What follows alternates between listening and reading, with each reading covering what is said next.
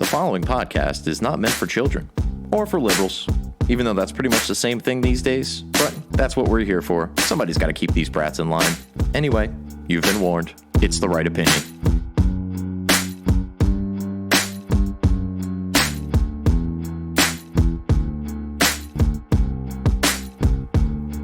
These days, our media's either incompetent or malevolent. They don't believe in heaven, but they acting like they heaven sent. Knowing the truth is way harder than telling it. We gotta work harder, gotta be more intelligent. Sometimes we just gotta grab a mic and start yelling shit. We're living in times when it's hard to stay relevant. Be the elephant in the room, in a room full of elephants. Be the elephant in the room, in a room full of elephants. Boom. Welcome back to The Right Opinion, right here on therightopinion.podbean.com, HackerHamin.podbean.com, and ratsaladreview.com, as well as your podcatcher of choice. Just search The Right Opinion. It'll be the one with the thumbnail that is black and white and red all over, like the New York Times used to be. Welcome aboard, everybody. I am your host, Harrison Bergeron. Happy to have you back. There is no shortage of stupid shit going on in the world, particularly the United States of America, and I am going to start with President Useless Sack of Potatoes. He addressed a joint session of Congress recently. It's not technically a State of the Union, but it's the same basic concept. I don't want to waste a ton of time on this. This is a lot of scripted political nonsense. Let's start with one of the more glaring, ridiculous statements made by President Useless Sack of Potatoes. He said, we have the power to cure cancer right now, begging the question, why isn't he doing this? Mr. President, why aren't you curing cancer right now? Do you like cancer, Joe? Are you rooting for cancer, President Sniffy? What's your favorite kind of cancer? I mean, certainly you're such a big fan and aficionado of the C word, you must have a favorite type. Could it be testicular cancer, being that you'll obviously never get it? Why isn't cancer already cured? If we have the ability to do it now, that would seem like a day one sort of thing to do. I don't think you need to ask any rocket scientists or political consultants or even Lord Fauci. I don't think even Fauci is necessary on this one. If you, as the President of the United States, have the ability to cure cancer, why aren't you doing it? Why won't Joe Biden cure cancer? This is a question that our media needs to ask. From there, Sleepy Joe took a bunch of credit for a bunch of things that he had absolutely nothing to do with, including the vaccine and the vaccine distribution, and, of course, the job growth. This is hilarious, of course. When COVID hit and we artificially shut down our entire economy because we were worried about the flu, the Wu flu, the Kung flu, the flu Manchu, woo. Woo! Ric Flair made an appearance in there. But when we shut down the economy and then we opened things back up and Donald Trump said, look, we had all these job numbers, which were obviously going to happen because we, again, artificially shut down the economy and then allowed it to try to return to normalcy, taking our knee off of its neck, if you will. And so obviously a bunch of jobs came back, and immediately, obviously, everybody points out, well, I mean, if the economy didn't dive bomb in the first place, we wouldn't have had all this job growth. And yet here we are, President Biden talking about, I think last month we had 1.3 million jobs that were added to the economy, and he's taking credit for this. What did he do? Nothing. I mean, he signed the American Rescue Plan or whatever that is. We still haven't actually spent the money from the first $1.9 trillion bill, and now we're passing more bills for more money and all this stuff. I mean, he hasn't actually done anything economically other than scare the pants off of the market and probably slowed its progress with his calls to raise the capital gains tax and raise the corporate tax. All of this being done, mind you, while, again, the economy is recovering from an artificial shutdown. So Joe Biden learned absolutely nothing from the Obama presidency, where they did the exact same thing, coming in off of a recession. They have a built-in recovery. Basically, just don't do anything drastic, and the economy is going to recover, because the American economy tends to do that. And yet, they did everything they could. They passed Obamacare. They started raising taxes. They did all these things, including increased regulation that just put their knee on the neck of the economy. And now Joe Biden is determined to do the same thing. I've written an extensive article about this, of course, on my Substack, rightopinionpod.substack.com. And for those of you who hear that and aren't aware, it's free. It's Substack as in subscription. You could subscribe. You'll get an email when there's an article or a podcast posted, and you'll get it directly to you. But it is free. It's not. You don't have to actually subscribe. I'm not charging anything for it. At least not yet, and frankly, that's probably never going to actually happen. But that said, check out the article. I believe it's entitled Democrats Never Learn. So check that out at rightopinionpod.substack.com. Moving on, let's get back to some of the more ridiculous things that Joe Biden said, or some more ridiculous things that Joe Biden said at his pseudo State of the Union recently. He said that the events of January 6, 2021 was the greatest attack on our democracy since the Civil War, which is crazy because, and everyone has made this joke, Joe's actually been alive since the Civil War, so you would think he would remember some of these other things, like, for instance, 9/11, Pearl Harbor, the assassination of 4 presidents and a 5th that was shot in Ronald Reagan, the congressional baseball shooting, where about 10% of the Republicans were out on a baseball field and could have very well been shot and killed by a maniac who was looking to shoot and kill those Republicans. How about, I don't know, the entire Summer of Love, also known as the Black Lives Matter riots of 2020? That seemed to me like a bigger attack on our democracy, given that many more people died, much more damage was caused, and the entire thing was an attack on our institutions. I mean, some of our institutions suck, but they're not systemically racist, certainly not anymore. That was the whole premise, and people are allowed to just burn down major parts of major cities in the name of just complete and utter nonsense. How about the entire 2020 election, where we just destroyed any semblance of voter security for the purposes of having votes that needed to be somewhat sanitized, I suppose, because of the whole COVID situation, even though we had primaries during COVID and there was no massive spread, because as we all know now, it's a very low likelihood that you're going to get this from any sort of touching a surface and from being outside, and certainly if you're socially distanced and masked and all that good stuff they tell you is supposed to work, you should be fine. But we had to completely tear apart our entire voting system in order to appease a bunch of fucking mask cultists, that are afraid to leave their basement, even with multiple masks on, and possibly even while being vaccinated. We'll talk about more of those idiots a little bit later on. How about all of the authoritarian actions taken by our liberal governors during COVID, for that matter? That seemed to me like a much stronger attack on our democracy than a bunch of fucktards with flag sticks trying to walk in there and take selfies with their feet on Nancy Pelosi's desk. How about this one? In 1954, 4 Puerto Rican nationals actually opened fire in the U.S. Capitol building, injuring 5 sitting members of Congress, 1 seriously injured. How about the Capitol building was actually bombed by the Weather Underground in the 1970s. One person suspected to have had something to do with it, although technically has never been found to have been connected by any law enforcement agency, was Bill Ayers, who of course was a good friend and mentor to Barack Obama, but neither here nor there. Moving on, then, we had 1915, a college professor planted dynamite near the Senate reception room inside the Capitol building. In 1983, there was an attempted bombing of Senator Robert Byrd's office. Too bad that one missed. How about the Oklahoma City bombing? How about the entire events of Waco? How about the Vegas shooting, which really wasn't necessarily an attack on our democracy, but they want you to forget about it, so I'm throwing it in here anyway. All of these events, and many more, mind you, I'm sure, were all greater attacks on our democracy than a bunch of fucktards with flag sticks that, by the way, this could have all been avoided. The FBI was tracking this. They were aware of the threat. They sent no help whatsoever. It's almost as if they wanted it to be a spectacle so that they could continue to talk about how Donald Trump caused an insurrection that they themselves basically just allowed to happen. It's silly. It's all so goddamn silly. Literally everything that came out of Joe Biden's mouth was completely and utterly silly throughout the course of this, again, pseudo State of the Union. We move on from there. He says, we need to do more than build back better. We need to build back better. That's almost an exact quote.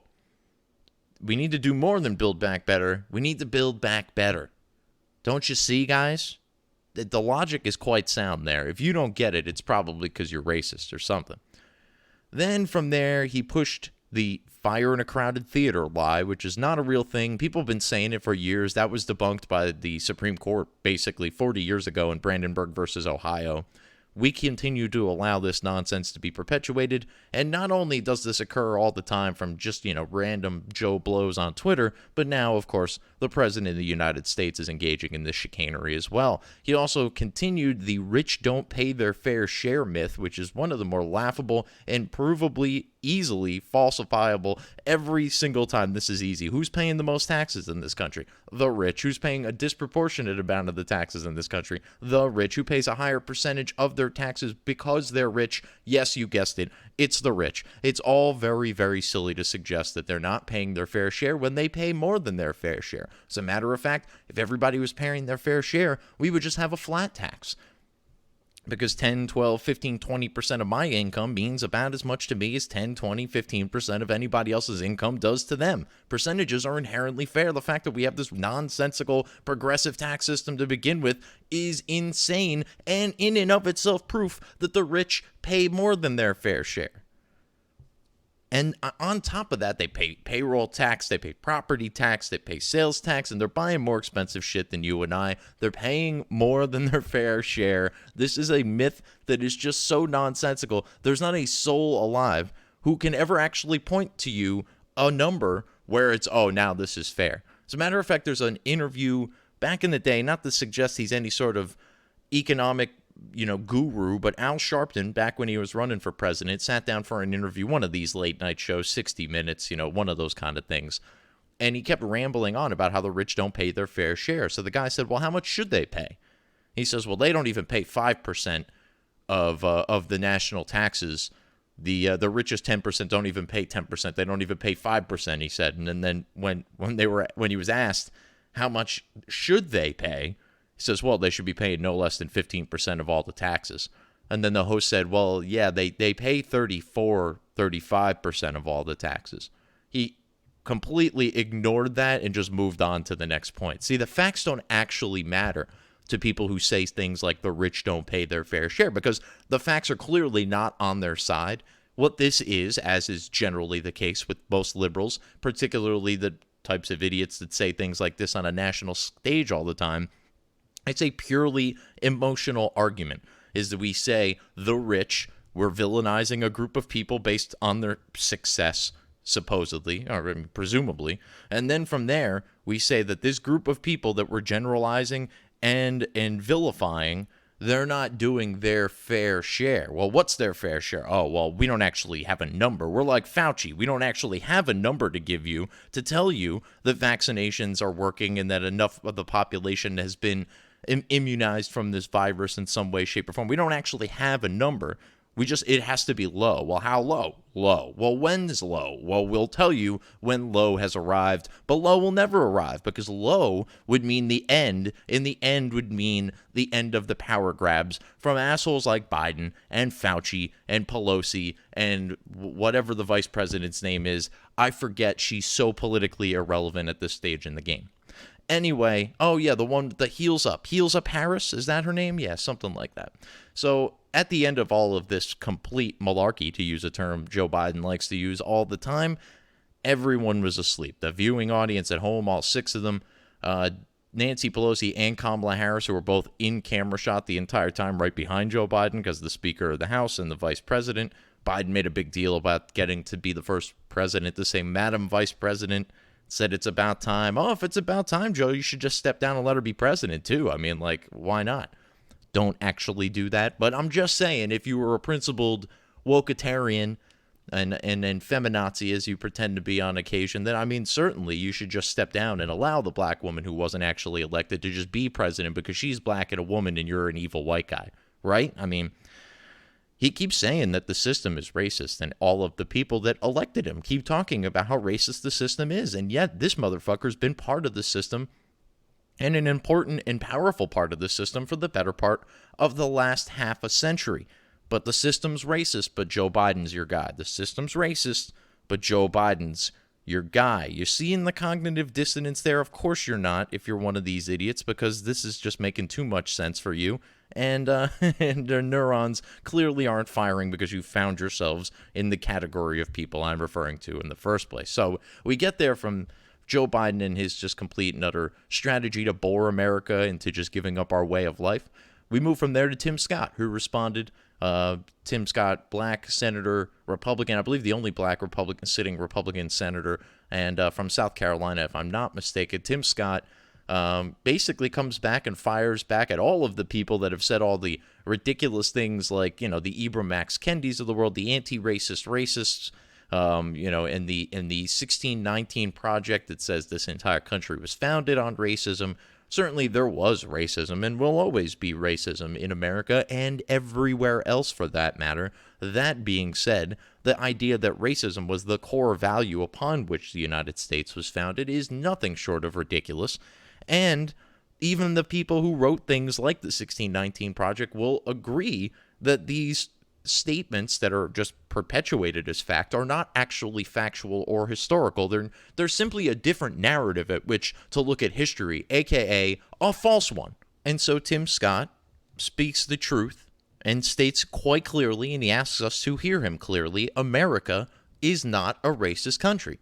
He's proof of this in many respects. As he likes to often say, he's gone from cotton to Congress in a single generation. He grew up and his parents were presumably not slaves certainly, but they were working on a cotton farm back in, early, or I guess mid 1900s or whatever the case may be, earlier 1900s.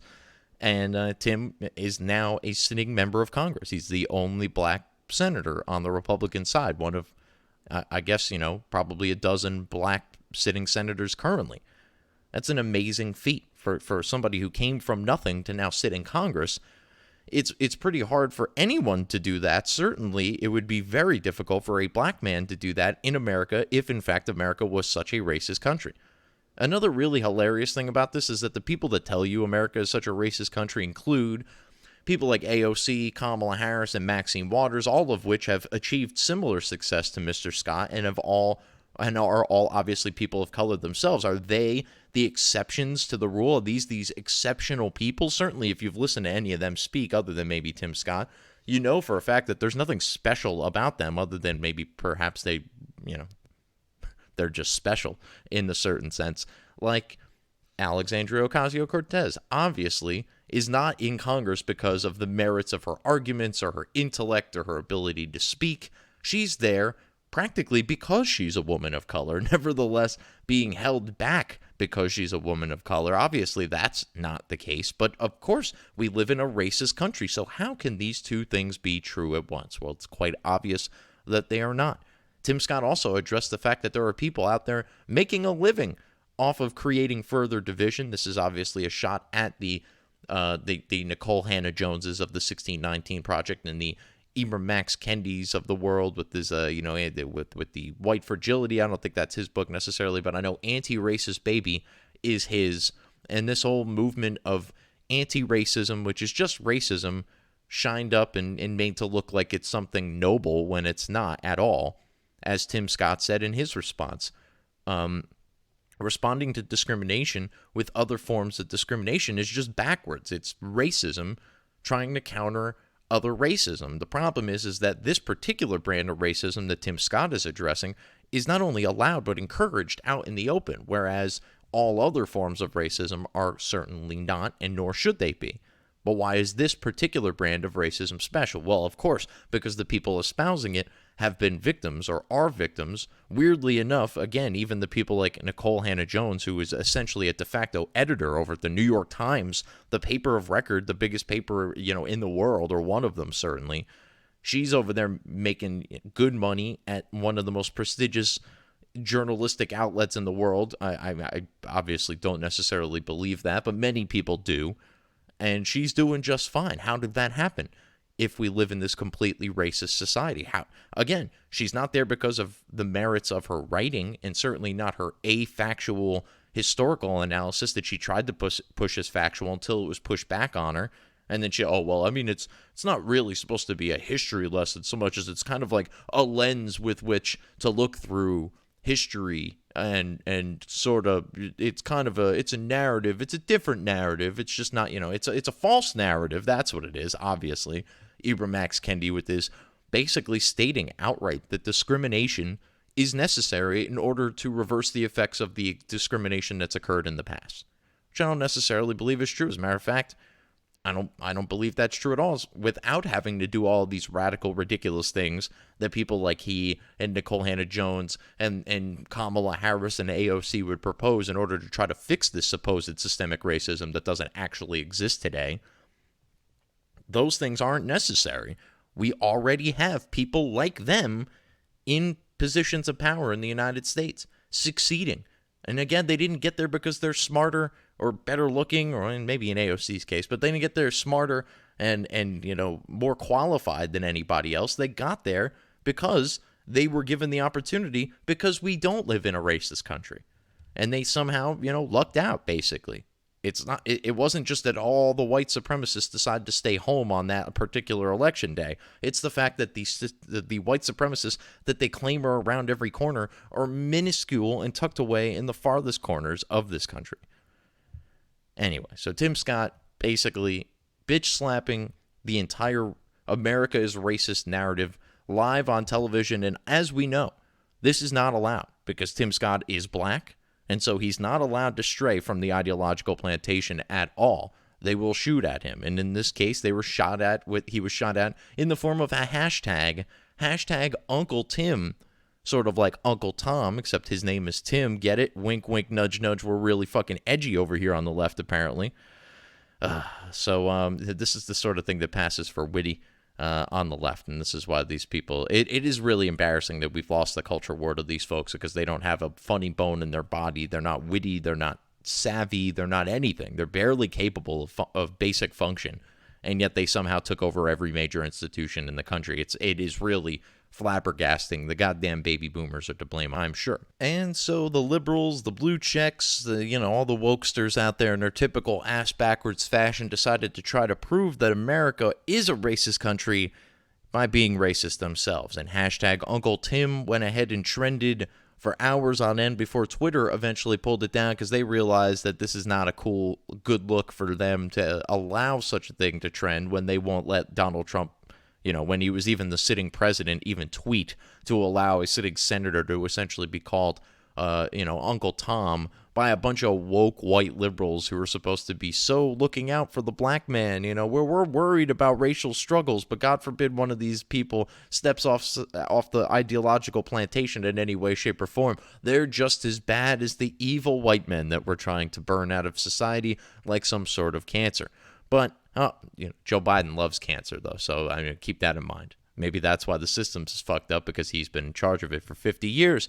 Moving on from there, we got Bree Newsom. She's a leftist activist. She's was very vocal during the election, was all over MSNBC, CNN, and all of your usual leftist outlets.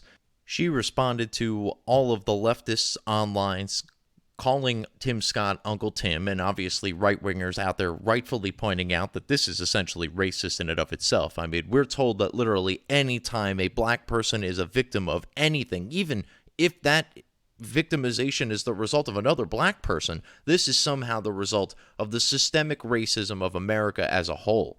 And so, when we point out that, hey, you guys are kind of being mean to this black guy, and you guys are always talking about how much you care about black lives. I was told that they matter. Apparently Tim Scott's doesn't, because you're allowed to just come out here and shit on him. You, woke white person who has a gender studies degree, is shitting on this accomplished black man who is a sitting member of Congress, a duly elected member of Congress at that.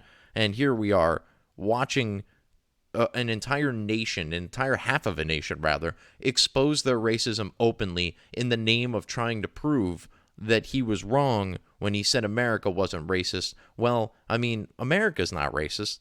Democrats are. That's pretty obvious at this point. But that brings me to Galaxy Brain Bree Newsom again. I think I kind of teased this a little bit. So she was talking about the controversy, basically, and she says the following, and I quote, "How can calling Tim Scott Uncle Tim be racist when he just told everyone this isn't a racist country?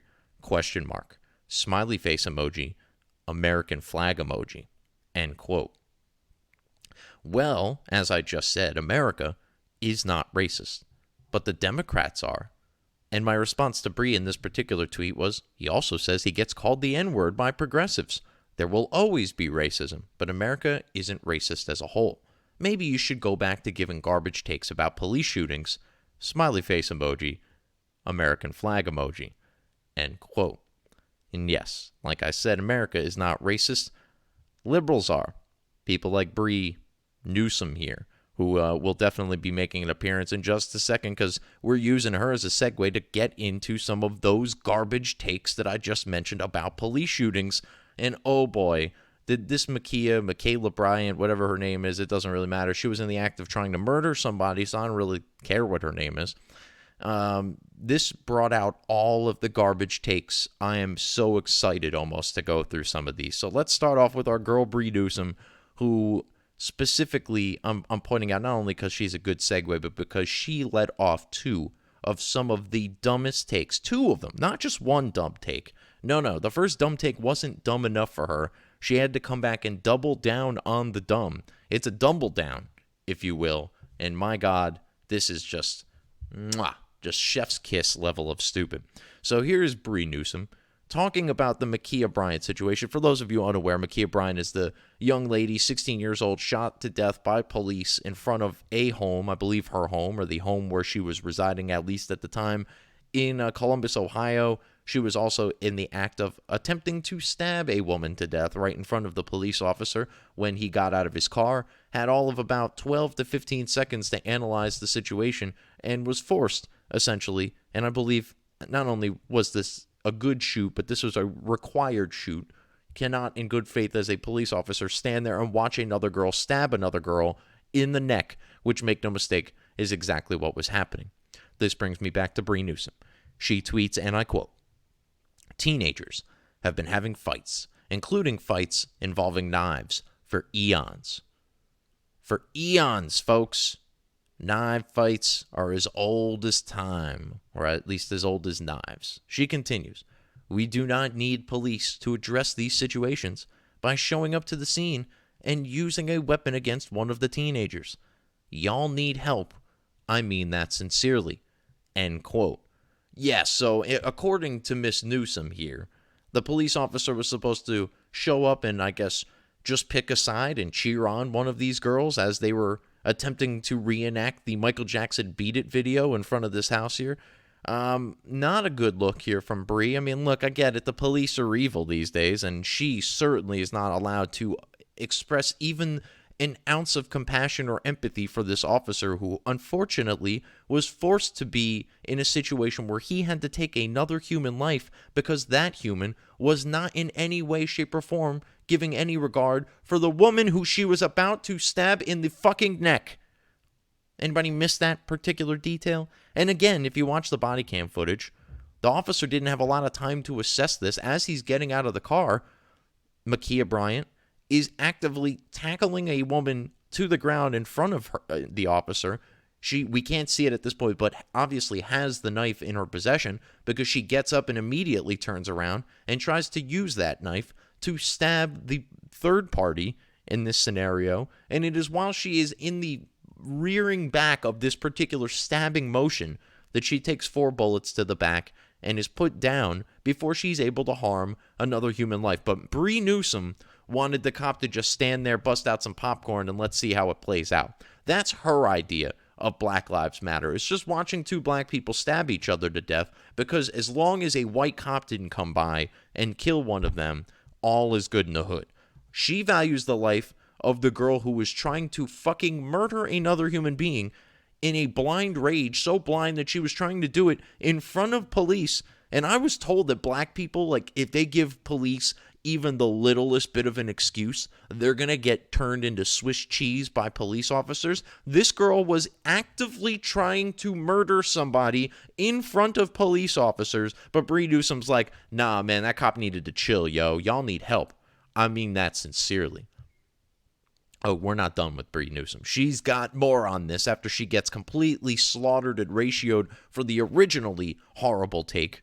She comes back and says, people are really arguing that because one teen might have gotten stabbed otherwise, it was better that police shot and killed another teen.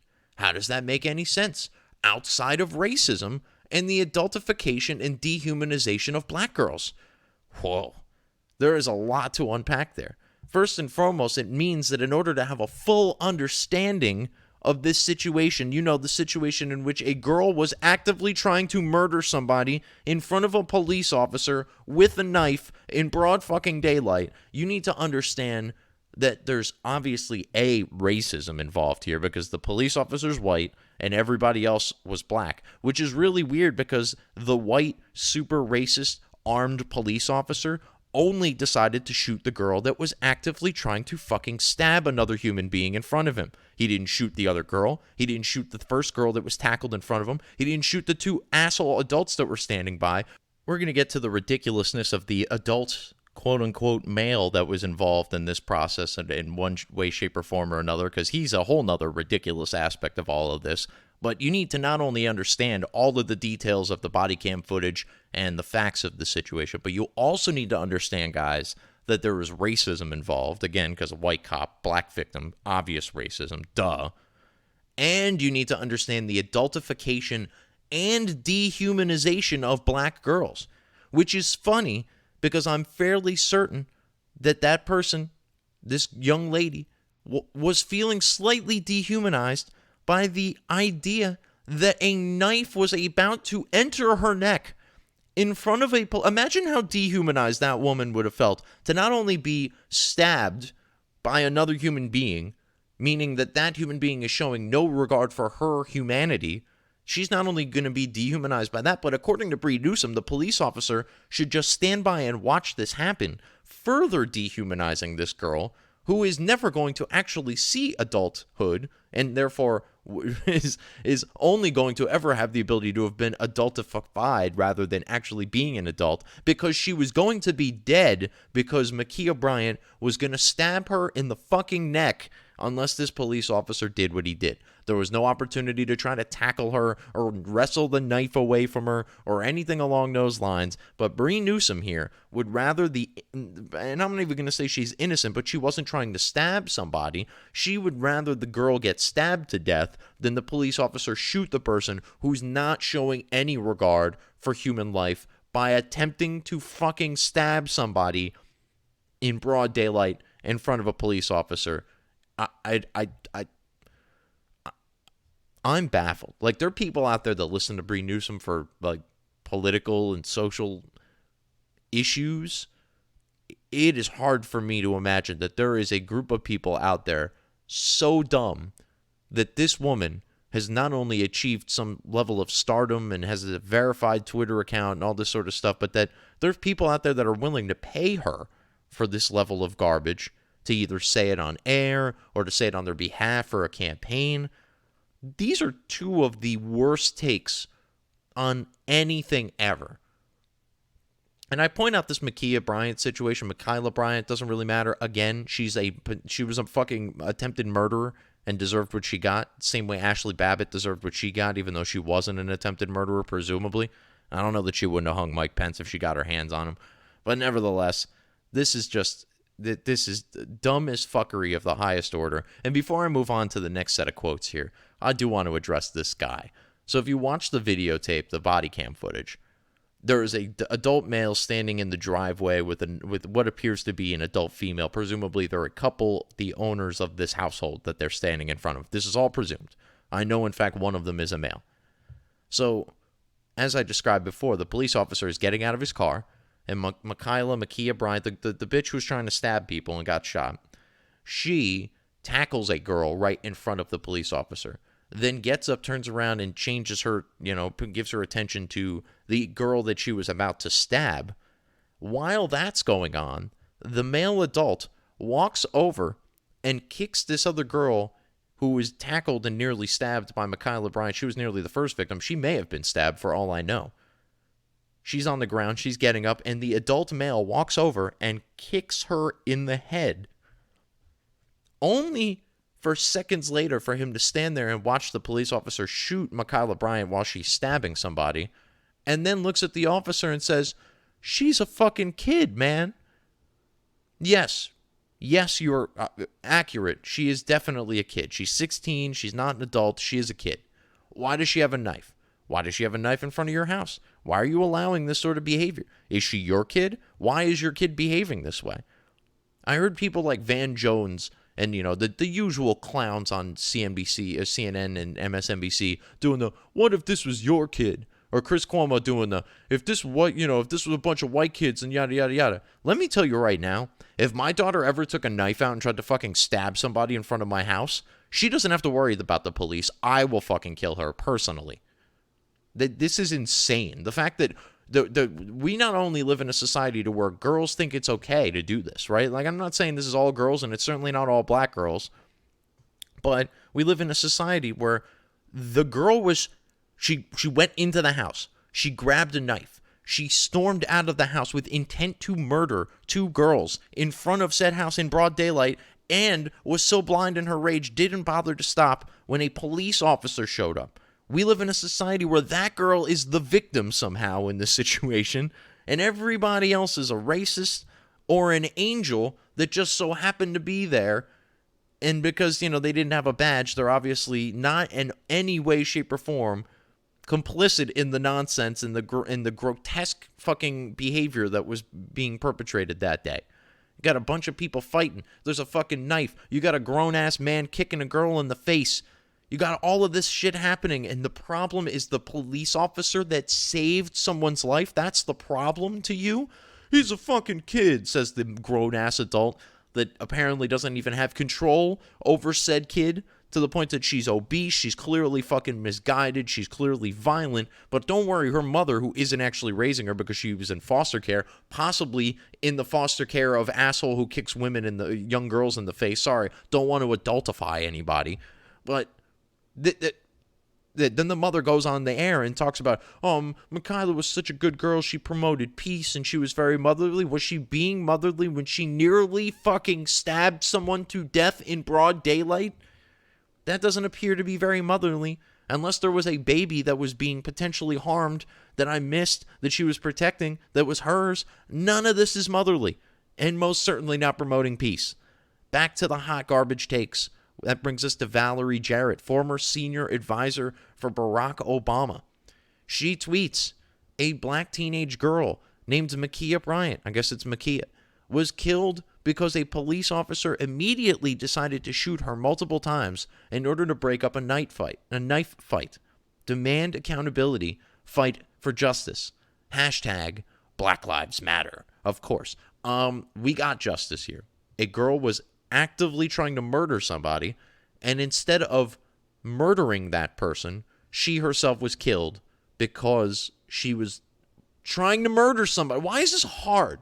Did we need to have a jury come out and show up on the scene and determine this woman's guilt? She was in the middle of the act. We have it on videotape. There is no denying that she had a knife in her hand, was swinging it towards this woman's jugular, and had this officer not pulled his gun out and shot this girl, she would have done that. She was not going to stop mid-stab. Oh, you know what? There's a cop right behind me, man. Maybe I shouldn't do this right now. No, she had already made that decision.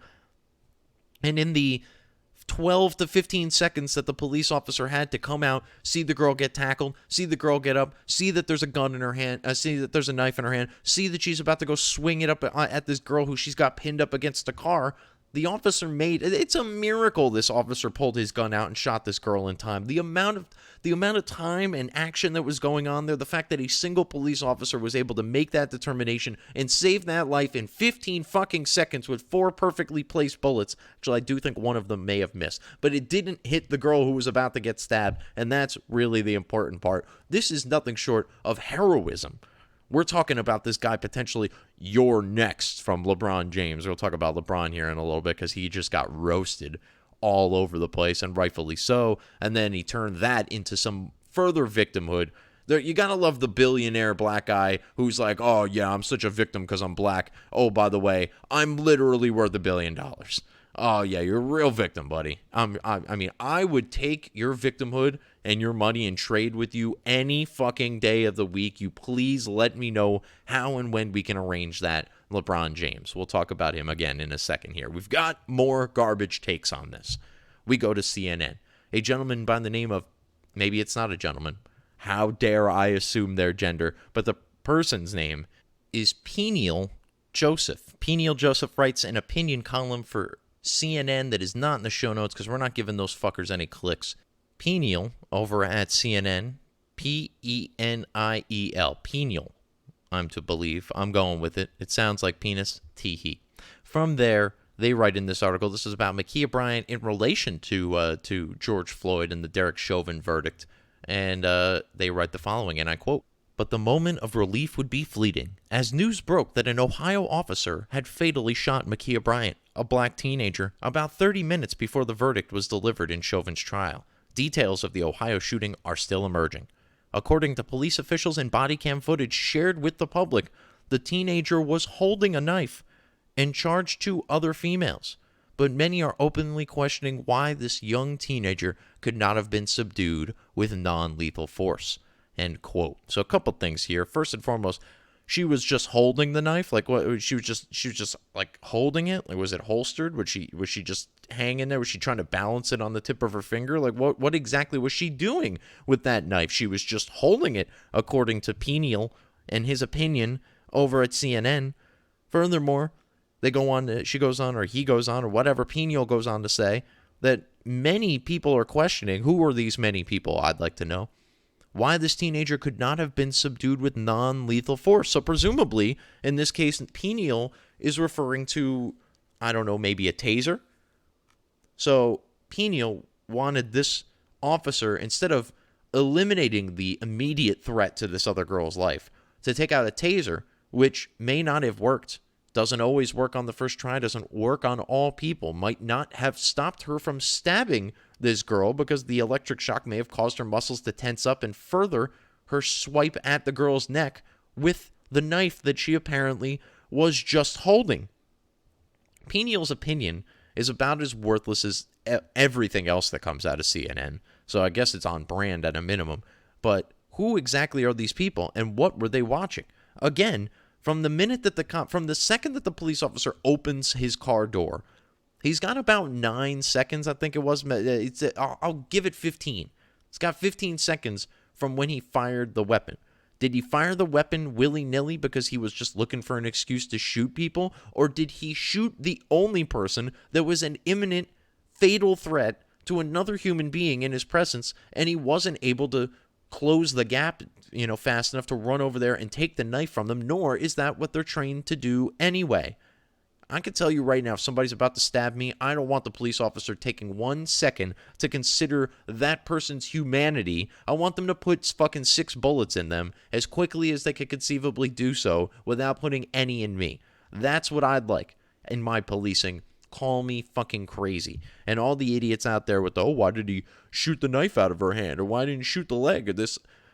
I mean, look, I don't know anything about guns, but I know more about guns than the ass clowns that talk about it on television, apparently, is that when you shoot a gun, first and foremost, you never point a gun at anything you're not willing to kill. And when you shoot a gun, you typically always shoot for the largest portion of whatever it is you are trying to shoot because you want to hit it. And so you hit center mass because that's where the largest area is. Your torso is the biggest area you got, and it's the hardest to move out of the way of anything. You can move an arm, you can move a leg, not to suggest that anybody's Superman and dodging any bullets, but those things are constantly in motion, whereas your torso is generally in the same general vicinity in relation to your arms and legs.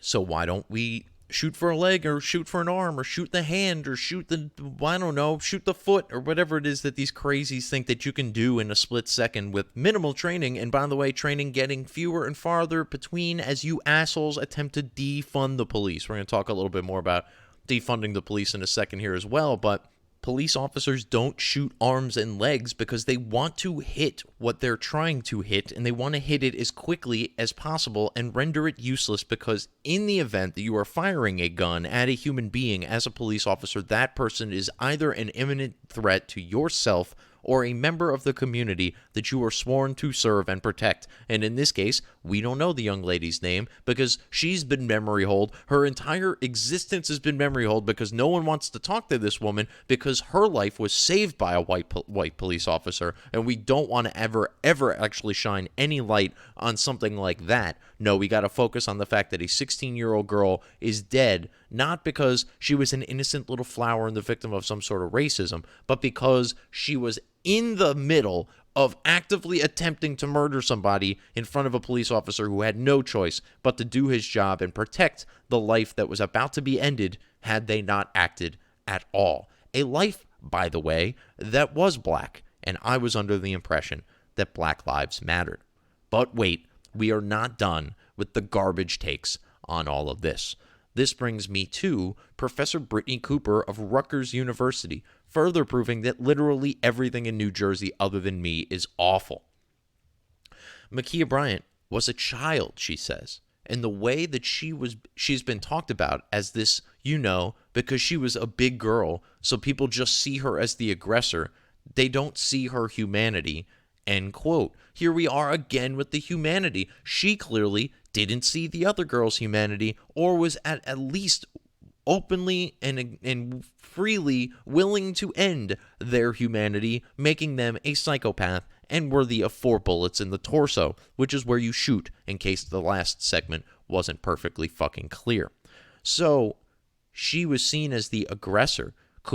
Is it because she was a large black teenager who has been adultified and seen as the aggressor because she's a big girl? Yes, we've got adultification, racism, and fat shaming all into one unbelievably garbage take. Or, Professor Cooper, was she seen as the aggressor because she was aggressively attempting to fucking stab somebody?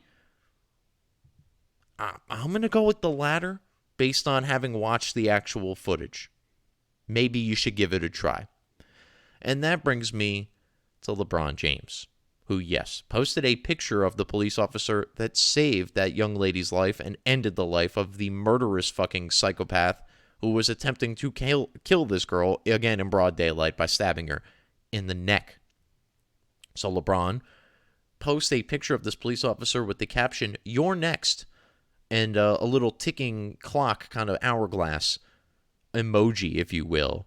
So do you think LeBron meant "you're next" as in you're going to be the next police officer that we're going to ensure sees justice through the judicial system, that even though it just found Derek Chauvin guilty of all 3 charges with which he was charged, we still think it's racist and it's ineffective and the system is broken?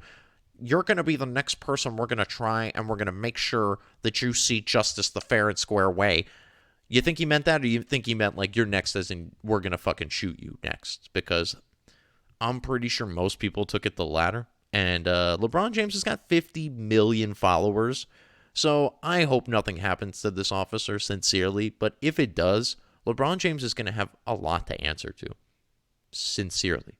It's going to be a real problem for LeBron if anything happens to this officer. If his house is vandalized, if his family is in any way, shape, or form harmed or threatened. I'm sure it already is, but if any of it can be tied back to the suggestion from LeBron James that, quote, "you're next," like he's Goldberg out in this bitch all of a sudden. You're next. All right. Next for what? Next to be tried through the system of justice properly and convicted potentially of whatever charges that you think I'm guilty of? Or next as in you're going to be shot and killed next? Well, again, I think everybody knows that LeBron meant the latter. LeBron obviously meant the latter because he pulled the tweet down. And if he didn't mean anything so terrible, I don't understand why he would have deleted the tweet. It's not like LeBron James is hurting for money, and it's not like any of these fucking woke companies are going to pull their sponsorship from LeBron James, even if he openly called for this police officer's death on Twitter, because, he's black and he's a victim. So, we can't not pay him millions of dollars to say terrible things on the internet. I mean, he's highly educated. Oh, wait, he barely got through high school only because he's a basketball player. Oh, yeah, so definitely somebody you want to get all of your information from about all of the most important things in the world. Definitely the best possible route to go. And LeBron was such an ass and just so dumb and probably a little racist. I mean, let's face it. I mean, he's never really ever not said anything not racist. I mean, nowadays, if you're not anti-racist, you're racist, right? So I've never heard LeBron ever say that he isn't racist, so I'm to assume that he's obviously racist. That, and he, targeted this white cop without even fucking thinking about it. You think this would have been the same if it was a black cop? As a matter of fact, there was a recent story of a black gentleman who was being really unjustly tased by a police officer in the backseat of a car. That police officer was black, so that story doesn't make the news. Funny how that works.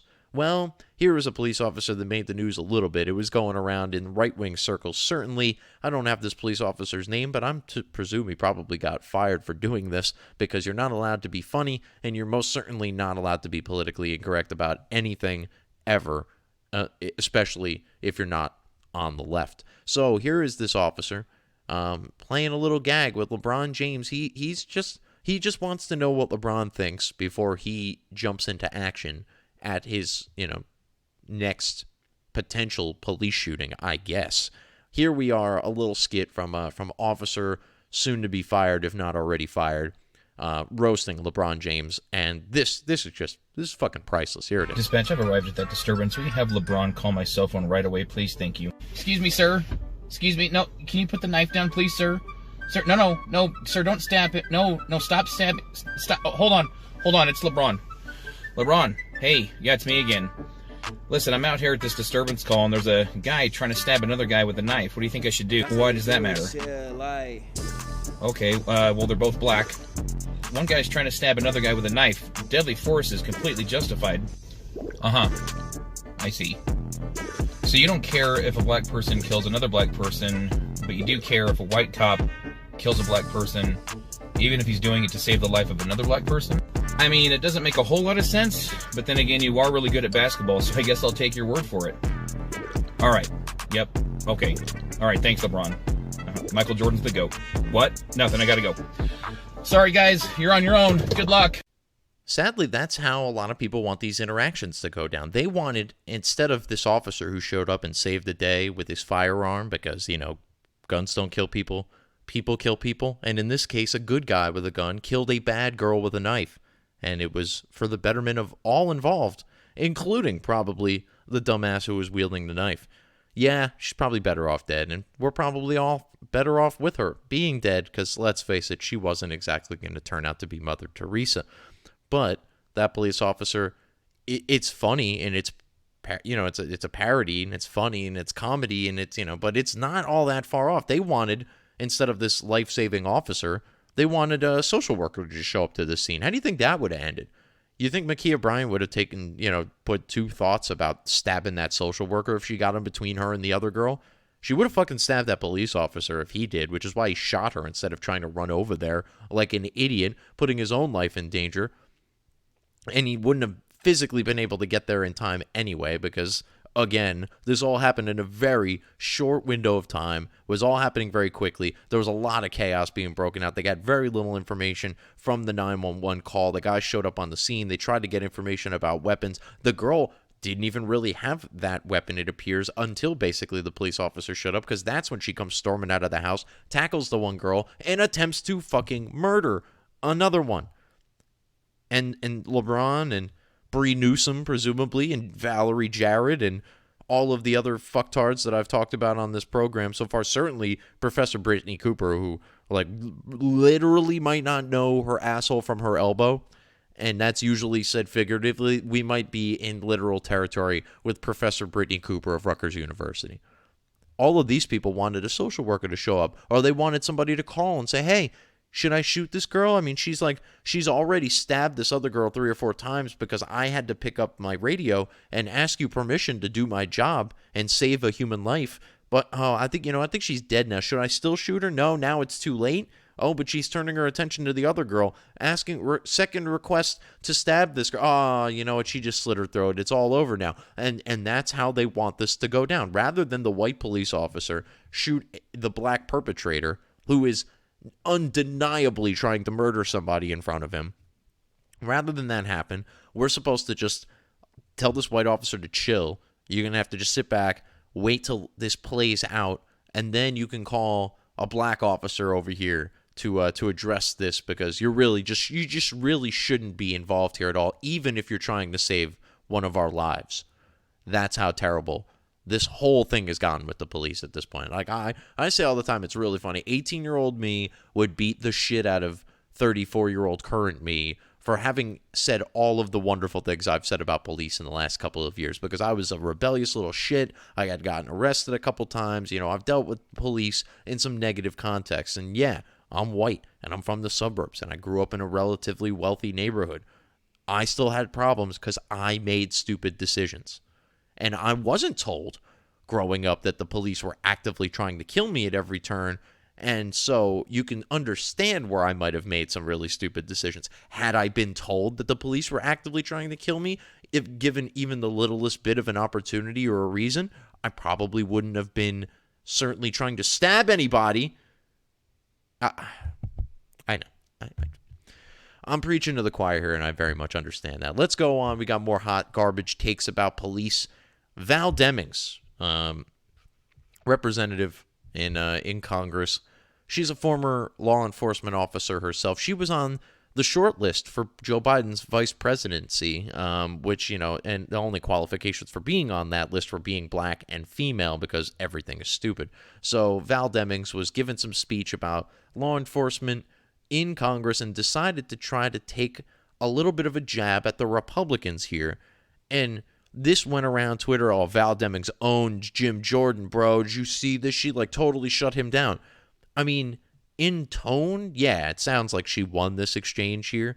But if you listen to what she says, it literally makes no sense whatsoever. Here's Val Demings triggering me with a simply magnificent line of bullshit that I'm going to pick apart in just a second. Val, take it away. It's interesting to see my colleagues on the other side of the aisle support the police when it is politically convenient to do so. Law enforcement officers risk their lives every day. They deserve better, and the American people deserve. I have the floor, Mr. Jordan. Lady has What? Did I strike a nerve? Law enforcement officers deserve better than to be utilized as pawns. And you and your colleagues should be ashamed of yourself. The gentlelady will suspend and the clock will be stopped.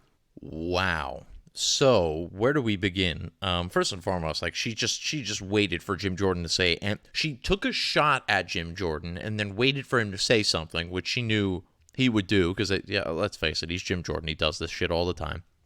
And then she plays the high and mighty. I have the floor. Oh, did I strike a nerve? Yeah, you probably did strike a nerve.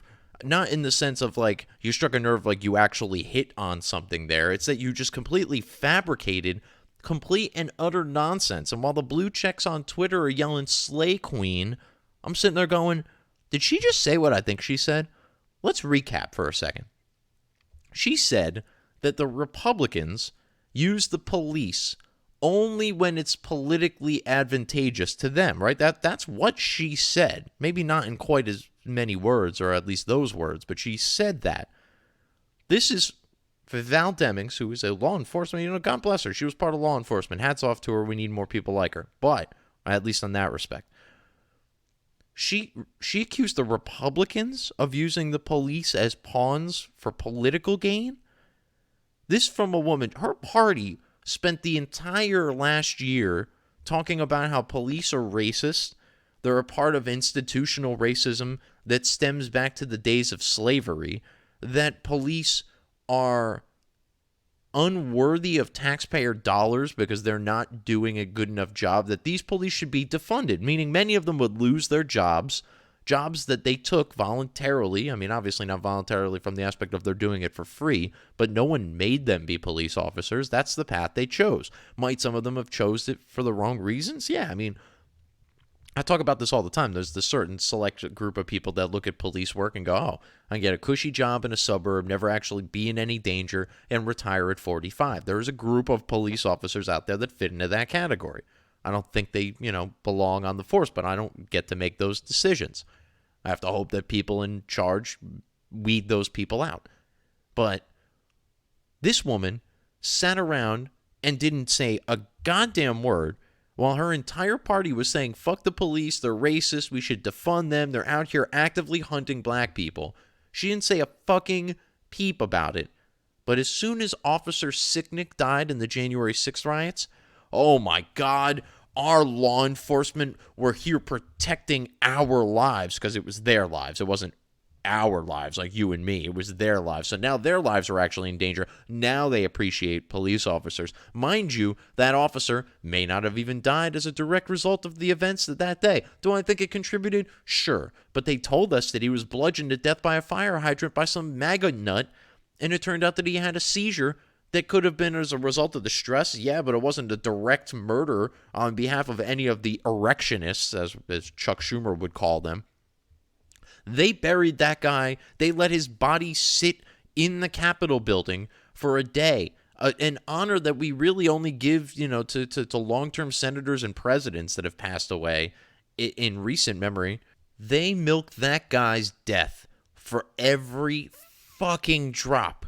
And then as soon as the body was cold and in the ground, they went right back to shitting on the police, saying that they needed to be defunded, saying that they needed to be looked at and investigated because they're all racist based on cases that have nothing to do in any way, shape, or form with race. Even fucking Keith Ellison, the Attorney General of Minnesota, was asked recently, why didn't you charge Derek Chauvin with a hate crime? And he said, we didn't have the evidence to charge that. If there was even a skosh of evidence in the way of any sort of racial animus on behalf of Derek Chauvin, they absolutely would have at least charged it and seen if they could gotten away with it. That's basically what they did with Murder 3, and they did. So the idea that there was any evidence of racism in that case whatsoever is just, it's not true. It is like Earth is flat level sort of shit. Like, that's just not, it's not a thing. It's not real, and we need to stop even considering anybody who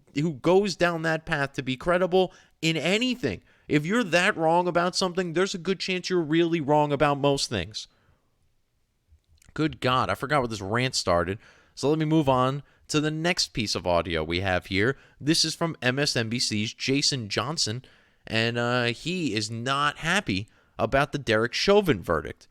Now, I'm not suggesting that anybody should be happy with this whole situation, but Jason Johnson is just actively trying to stoke more racial tension in America to ruin our capitalist system because he's on MSNBC, which, for those of you who don't know, stands for Mainstream News Broadcast of Communism, which is basically what they are, and hats off to them for not hiding it. At least, like, CNN pretends that they're straight news. MSNBC basically just outright fucking tells you that they're a bunch of commies. Rachel Maddow is the face of their network. What more do you need to know? Well, Jason Johnson needs you to know that he's still very, very upset about the non-existent racial problem related to policing that the Derek Chauvin case had absolutely nothing to do with, but he's very upset that justice, quote-unquote, was served, even though I thought that was the whole point here. But here's Jason Johnson. Take it away. I'll say this, Nicole. Like I said, I actually always thought that he would be found guilty because it's sort of a cultural makeup call. But I'm not happy. I'm not pleased. I don't have any sense of satisfaction. I don't think this is a system working. I don't think this is a good thing. What this says to me is that in order to get a nominal degree of justice in this country, that a black man has to be murdered on air, viewed by the entire world. There have to be a year's worth of protests and a phalanx of other white police officers to tell one white officer that he was wrong in order to get one scintilla of justice. That doesn't make me feel happy. That doesn't make me feel satisfied. It makes me worry about what's going to happen when these other officers are held on trial. It makes me upset all the more that we didn't have this for Breonna Taylor. It makes me concerned about what's going to happen in the trial for Ahmaud Arbery. So, no, I mean, this is not the system working. This is a makeup call. This is the justice system trying to say that, hey, this is one bad apple, because that's how this is going to be interpreted. Hey, guys, it was just a makeup call. Maybe, and hear me out here, what if we try to come up with a system to where we stop crime before it even happens? We can call it Minority Report. We'll put Tom Cruise in charge of all of this because, he's into the Scientology, so, he'll be able to figure this sort of stuff out, I assume. But, yeah, it's just a makeup call. Like, literally every verdict of every criminal case that has ever existed that was certainly guilty and accurate and ultimately correct, I guess. All of those are makeup calls, because here's the thing, like, a rape victim isn't unraped because their rapist was found guilty. A murder victim isn't now alive because we found the murderer. The entire justice system is one giant fucking makeup call, and the fact that it's being made at all is, in effect, some semblance of justice. Can anything fully be restored the way that it was in the event of a rape, a murder, a crime, a violent robbery? No. Some people just, you can never really be made whole, but there is at least some semblance of justice. We have an entire system, an entire book of laws that come along with punishments that are supposed to deter people from committing those crimes. For the most part, they work because most people aren't committing violent, serious crimes. By the worst numbers, 99.5% of us are not doing these things. So it appears that whatever system we have is working in some respect. We've got a system of policing. They're out there to protect and serve, so much so that one of them can just pull up on a scene and save a life within 15 seconds by using their firearm, which I'm told is an evil thing that only ever kills innocent people. I don't... Jason Johnson can just go fuck himself. Can we do that? You know what? No, I don't give a fuck if you're happy. I don't care that you are upset that it took all of this effort to fucking blackmail a jury to do what you wanted it to do, and that you'll now have to do this again if you want similar results in the future. He doesn't think that the system is working at all. That's the problem, is that he even though the system worked, in the case of Derek Chauvin, he was charged. This guy thought he was guilty. He was found guilty. The system, by his... unless he has a different fucking definition of a system working, it worked by his own admission. Yet he will tell you it didn't work because I got to continue to stoke racial tension on MSNBC, which stands for Mainstream News Broadcast of Communism. Obviously. He doesn't think that the system is working when a man that he believes murdered George Floyd is charged with murdering George Floyd and convicted of murdering George Floyd. He thinks that's not working. Now, I don't think Derek Chauvin was necessarily guilty of at least 2 of the 3 charges there. So in my case, I don't think that the system worked either. But we think that the system didn't work for very different reasons. He doesn't think the system worked because the system worked. Right? The system is, if people are guilty of crimes, we charge them with them, we convict them of them. That's what happened to Derek Chauvin. But according to Jason Johnson, that's not the system working. I don't think the system worked in this case because, I don't think that he was guilty of at least 2 of the 3 charges. Go on my Substack and read my article entitled The Verdict, where I go into a lengthy layman's legal analysis of this whole thing. I don't think that the 2 murder charges were applicable at all in this particular case. Manslaughter was a coin flip, and if you got convicted of manslaughter, I would consider that the system working. But when the system is now that a jury goes into a deliberation room and they're scared to death of giving a particular verdict because they're worried that their town is going to burn, that their families are going to be hunted down, that their identities are going to be exposed, that their lives are going to be in danger, that's not the system working. That is the actual breaking in live time of the system. And Jason Johnson should be fucking happy because he hates the system. The system doesn't work. The system's racist, and it's being destroyed before his very eyes, and he's still not happy. Why? Because he needs to continue to push the racial tension bullshit so that more of you get more angry and do more ridiculous things to further break the system. Fuck you, Jason Johnson. And that's all I got on hot garbage takes about police-related things. I got a couple other things here that I wanted to talk about. I'm not going to talk about most of them. I'm gonna wrap things up here with the world's greatest cat. Now, many of you who know me personally know I hate cats. I am allergic to cats. I think they're evil creatures aside from my allergy to them. I think that a lot of people are worried about AI, and those fucking fools are missing out on the takeover that is literally happening right before their very eyes. The feline takeover. They're already in your homes. They're already eating your food. And they have sharp things on their paws that they can slit your throat with while you sleep. Just give it time. Lord willing, the cats will start taking out some of these cat people. But here is a cat person who may very well not be a cat person for very long. Here is Aaron, she's on social media and she wanted to give you her gender pronouns, but Mr. Whiskers, or dare I say Miss Whiskers, Whisk X, we shall call them, wasn't having it. You can't see it. I'm going to describe it for you a little bit while it's going, I think. We'll see how this goes. But this cat was worthy of airtime. Here she is. Hi, my name is Erin. I use she, her pronouns, and I am Miss... Yes, that was the sound of that cat hitting her in the face. And that was the sound of her shock. And I say her because I don't give a fuck, nor do I know what her gender pronouns are, because the cat was such... The cat is a transphobe, folks. Here we have transphobic cat. I don't know. It's like Thundercats, except bigoted. I don't know, but that is legitimately the greatest cat that has ever existed. I mean, there's some good ones out there, like Tony the Tiger's up there. That cat that bit Roy of or was it Siegfried? Doesn't matter. That cat's awesome. Ernest the Cat Miller is up there. There's a lot of good cats that are really not cats, I guess. But this is the greatest cat that has ever lived. Like, it's the cat that inspired the Sphinx, and this cat are like right there, 1 and 1A. Bravo to Becky's cat, Mr. and Mrs.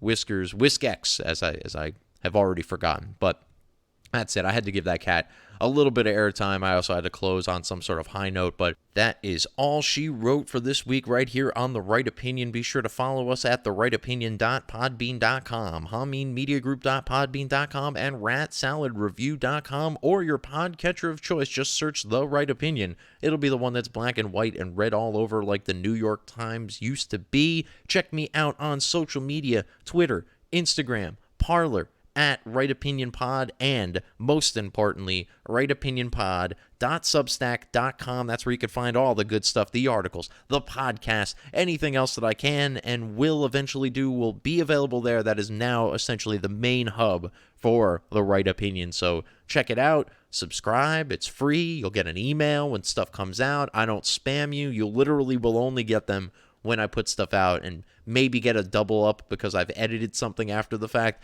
but I don't think you get those necessarily. I think you just get one link you can click.